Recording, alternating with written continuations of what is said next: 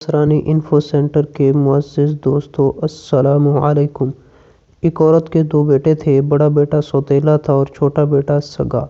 سوتیلی ماں کا سلوک بڑے بیٹے کے ساتھ بالکل اچھا نہیں تھا، وہ ہمیشہ اس کو نقصان پہنچانے کی کوشش کرتی رہتی تھی۔ ایک دن سوتیلی ماں نے گھر سے باہر تھوڑی دور جا کر ایک بڑا کھڈا کھودا اور اس کھڈے کو گھاس پھوس سے ڈھک دیا اور واپس آ کر بڑے بیٹے کو کچھ سامان دے کر کہا کہ اس سامان کو فلاں جگہ پر دے آؤ۔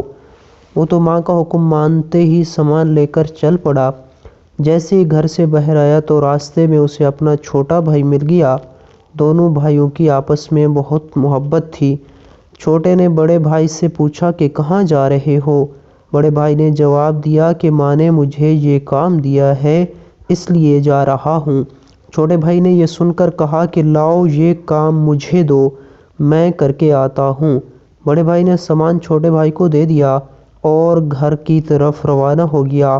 جب چھوٹا بھائی سامان لے کر آگے بڑھ رہا تھا تو اس کو معلوم نہیں تھا کہ آگے تو کھڈا ہے۔ وہ راستہ سمجھ کر آگے کی طرف چلتا رہا۔ جیسے ہی وہ کھڈے کے قریب پہنچا، اس کے دونوں پاؤں ایک ساتھ کھڈے میں گرے تو چیخ مار کر کھڈے میں گر گیا اور اسی وقت مر گیا۔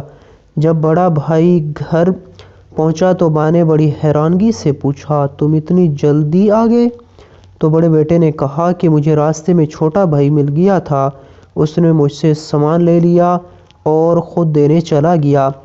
یہ سن کر ماں تو وہیں بے ہوش ہو گئی اور اپنے انجام کو پہنچ گئی۔